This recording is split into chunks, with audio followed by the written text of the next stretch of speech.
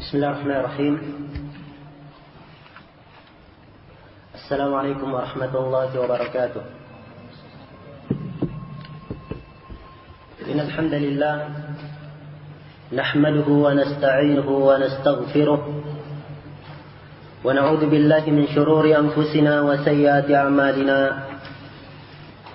من يهده الله فلا مضل له ومن يضلل فلا هادي له، وأشهد أن لا إله إلا الله وحده لا شريك له، وأشهد أن محمدا عبده ورسوله. يا أيها الذين آمنوا اتقوا الله حق تقاته ولا تموتن إلا وأنتم مسلمون. يا أيها الناس اتقوا ربكم الذي خلقكم من نفس واحدة وخلق منها زوجها وبث منهما رجالا كثيرا ونساء، واتقوا الله الذي تساءلون به والأرحام إن الله كان عليكم رقيبا.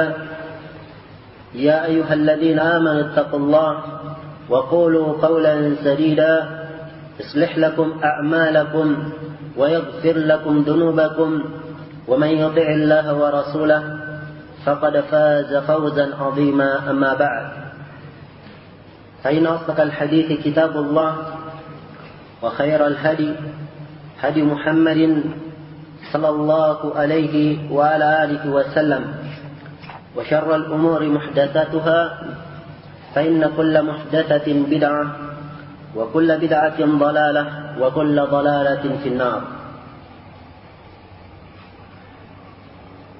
Ikhwan dan akhwat yang dimuliakan oleh Allah Subhanahu wa taala, sungguhnya perkara salat adalah perkara yang agung dan mulia, dan perkara yang sangat besar di dalam syariat Islam. Salat itu sendiri adalah salah satu rukun dari rukun Islam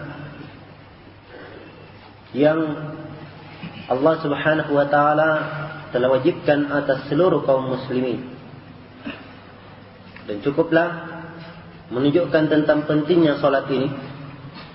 Salat diterima langsung, perintah salat diterima langsung oleh Rasulullah sallallahu alaihi wasallam ketika beliau mi'raj ke atas langit. Sedangkan ibadah-ibadah yang lainnya itu diturunkan dengan wahyu atau dengan perantara. Tetapi salat langsung antara Nabi dan antara Allah Subhanahu wa taala. Maka salat adalah perkara yang sangat agung dan sangat mulia. Dan Rasulullah sallallahu alaihi wasallam bersabda dalam hadits Ibnu Umar yang diriwayatkan oleh Imam Bukhari dan Imam Muslim, "Buniyal Islamu ala khamsin." Dalam satu riwayat ala khamsati, syahadati an la ilaha illallah wa anna Muhammadar Rasulullah wa iqamis salat wa ita'iz zakat wa hajjil bait wa shaumi Ramadan. Sungguhnya Islam dibangun di atas lima perkara, 5 rukun atau 5 pondasi. Itu semua riwayat. Yang pertama, syahadat an la ilaha illallah wa anna Muhammadar Rasulullah. Yang kedua, menegakkan salat. Yang ketiga, mengeluarkan zakat. Yang keempat, haji. Yang kelima, puasa di bulan suci Ramadan. Maka salat di sini di urutan yang kedua, dan diperintahkan untuk memerangi orang-orang yang meninggalkan salat. Di dalam hadits yang mutawatir, Rasulullah sallallahu alaihi wasallam bersabda, "Umirtu an uqatilan nas hatta yashhadu an la ilaha illallah wa anna Muhammadar Rasulullah wa yuqimus salata wa yu'tuz zakat." Saya diperintahkan untuk memerangi manusia sampai mereka bersaksi bahwa tidak ada ilah yang berhak disembah kecuali Allah dan Nabi Muhammad adalah utusan Allah, dan mereka menegakkan salat dan mengeluarkan zakat. Bahkan Allah Subhanahu wa taala berfirman dalam Al-Qur'an, "Fa in tabu wa aqamus salata wa atuz zakata fakhallu sabilahum." di ayat yang lain, fa ikhwanukum fid din. Apabila mereka bertobat dan menegakkan salat dan mengeluarkan zakat, maka mereka adalah saudara-saudaramu dalam agama. Artinya kalau tidak melakukan hal tersebut, bukan saudara kita dalam agama. Dan di ayat yang lain, fakhallu sabilahum, biarkan jalan mereka, artinya jangan diperangi. Andai kata mereka tidak lakukan, maka jangan biarkan jalan mereka. Dan Allah Subhanahu wa taala memerintahkan untuk menjaga salat ini. Di dalam firman-Nya Allah menyatakan, "Hafizu 'alas salawati was salatil wusta wa qumu lillahi qanitin." Jagalah terhadap salat-salat dan jagalah salatul wusta. Salatul wusta dalam ayat ini diperselisihkan oleh para ulama, tapi yang benar dari pendapat para ulama itu adalah salat asar. Wa qumu lillahi qanitin, dan berdirilah kalian untuk Allah dalam keadaan qanitin, dalam keadaan tenang. Ya. Dan al-qunut mempunyai banyak makna di dalam nusus Al-Quran dan Sunnah. Kemudian,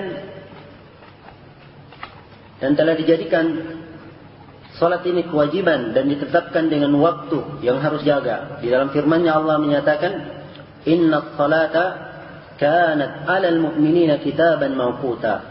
Sungguhnya salat bagi kaum mukminin adalah suatu ketetapan yang telah diwajibkan atas kaum muslimin, dan telah dijadikan ciri orang yang beriman, yaitu dengan menjaga salatnya. Di dalam firman-Nya Allah Subhanahu wa taala berfirman, "Walladzina hum 'ala salawatihim yuhafizun." Ciri kaum mukminin adalah mereka terhadap salatnya, mereka sangat menjaganya. Ditakbir dengan kalimat yuhafizun, fi'il mudhari'. Artinya bermakna istimrar, terus-menerus mereka jaga salat tersebut. Dan diancam orang-orang yang menelantarkan salatnya. Di dalam firman-Nya Allah menyatakan, "Fakhalafa min ba'dihim khalfun adha'us shalah wattaba'us syahwat fasawfa yalqawna ghayya." Maka datanglah generasi setelahnya, mereka menelantarkan salat dan mengikuti syahwat, maka mereka akan menghadap kepada Allah Subhanahu wa taala kelak dalam keadaan penuh dengan kesewenang-wenangan. Ini sebagian nusus, atau kalau saya katakan segelintir nusus dari Al-Quran dan As-Sunnah yang menunjukkan tentang pentingnya salat dan agungnya perkara salat ini di dalam agama. Karena itulah materi ini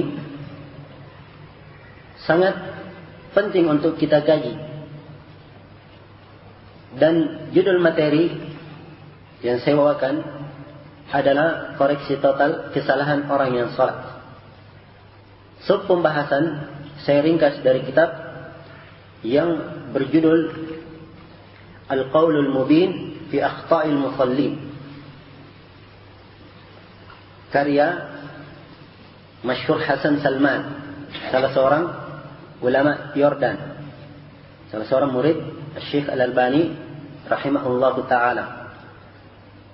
Dan materi ini sebagaimana dari judulnya bisa dilihat bagaimana pentingnya, dan sangat pantas seseorang itu ihtimam dengannya, memperhatikan dan mempelajari masail yang terkandung di dalamnya.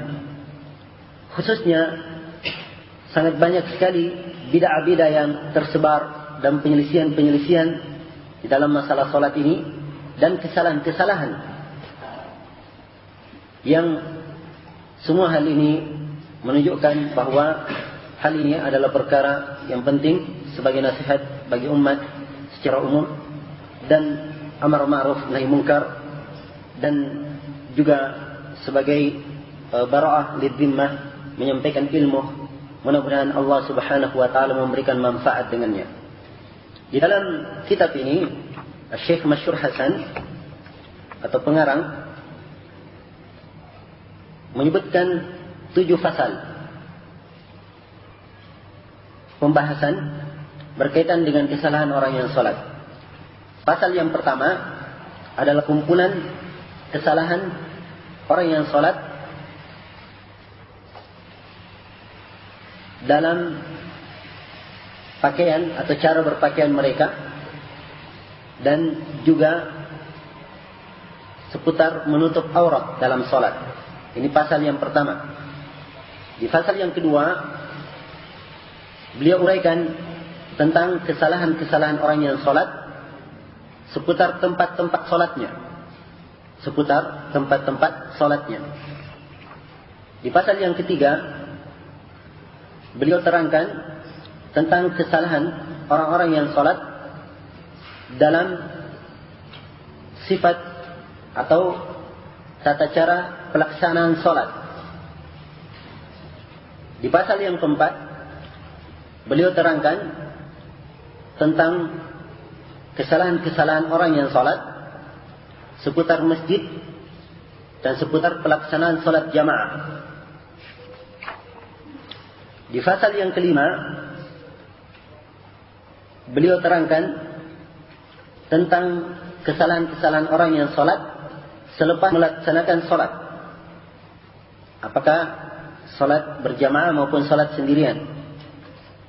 Di pasal yang keenam, beliau terangkan tentang kesalahan-kesalahan orang yang sholat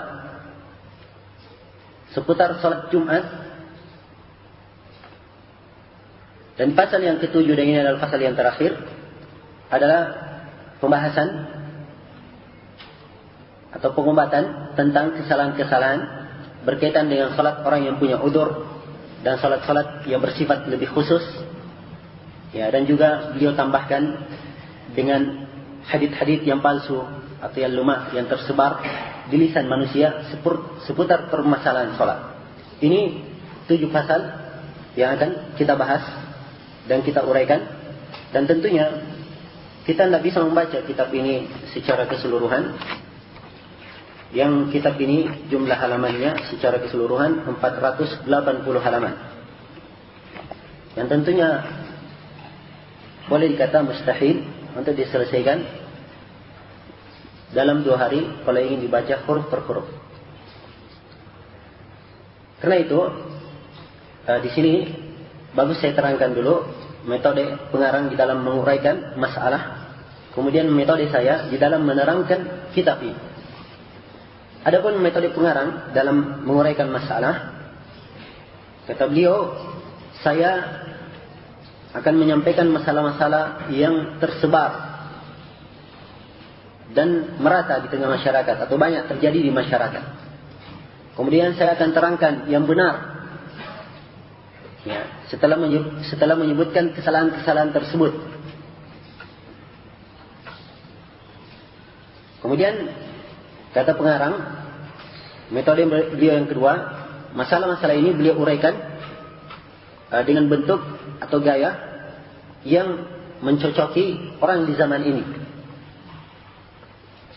Ya, jadi gaya pemaparan beliau bukan gaya fikih yang terlalu tinggi atau tingkat menengah atau orang awam misalnya, tetapi gaya yang merata bisa dipahami oleh semua orang. Kemudian yang ketiga dari metode beliau, kata beliau, pembahasan di dalam kitab ini hanya berkaitan tentang masalah kesalahan saja. Ya, dia akan sebutkan ini salah, ini salah, ini salah. Dan dari kesalahan itu ada yang menyebabkan, atau dari salahnya tersebut ada yang menyebabkan sholatnya batal, dan ada yang menyebabkan sholatnya tidak batal tapi dia berdosa. Jadi tidak semua kesalahan yang tersebut di sini nanti di dalam uraian kita, kalau ada yang lakukan langsung batal sholatnya, tidak. Iya. Dan ini mungkin insyaallah taala akan saya uraikan juga beberapa poin di dalam permasalahan. Kemudian metode saya di dalam menerangkan kitab ini, saya yang pertama akan meringkas isi setiap poin permasalahan dari perkataan pengarang. Saya akan bahasakan dengan bahasa bebas sesuai dengan bahasa saya, tapi tidak lepas dari pembahasan pengarang. Kemudian yang kedua, dari metode saya menerangkan kitab ini, saya akan menambah pada beberapa poin permasalahan yang disebutkan oleh pengarang. Saya tambah dengan beberapa nukilan ilmiah dari para ulama yang terdahulu maupun yang sekarang untuk mempertajam kandungan permasalahan atau penekanan masalah. Kemudian metode saya yang ketiga, di dalam menerangkan kitab ini, tentunya sebagaimana layaknya manusia, bahwa tidak ada yang lepas dari kesalahan. Dan demikian pula di dalam naqd hadis, kadang ada perbedaan pendapat dalam menilai hadis. Karena itu saya melihat ada beberapa hadis yang disahihkan di sini oleh pengarang, tapi hadisnya ternyata setelah diperiksa adalah hadis yang lemah. Dan ini akan saya terangkan insyaallah taala pada tempatnya. Kemudian metode yang keempat yang saya tempuh dalam menguraikan kitab ini, kadang suatu masalah disebutkan oleh pengarang dan beliau berpendapat dengan pendapat A misalnya. Kemudian saya melihat menurut atau berdasarkan data dari adillah dari Al-Quran was Sunnah dan pendapat para ulama yang lain, bahwa pendapat tersebut yang dibawakan oleh pengarang adalah pendapat yang lemah. Maka saya akan uraikan pendapat yang kuat yang saya pegang berdasarkan dalil dari Al-Quran was Sunnah, dan juga kita akan sebutkan para ulama yang menguatkan pendapat tersebut. Ya. Kemudian yang kelima dari metode penyampaian kitab ini, di beberapa poin permasalahan atau di dalam sub pembahasan, saya akan menambahkan beberapa masalah lain yang tidak disebutkan oleh pengarang. Saya akan tambahkan beberapa permasalahan yang saya kira permasalahan tersebut penting, dan saya harapkan menyempurnakan faedah yang terkandung di dalam kitab ini. Wa ala kulli hal, ini pembahasan ya, dan dari judul kitabnya Al-Qaulul Mubin, perkataan yang terang fi akhta'il musallin, menjelaskan kesalahan orang-orang yang salat. Itu judul asli dari kitab ini, dan kita terjemah tadi atau kita berikan judul dalam muhadharah ini dengan nama koreksi total kesalahan orang yang salat.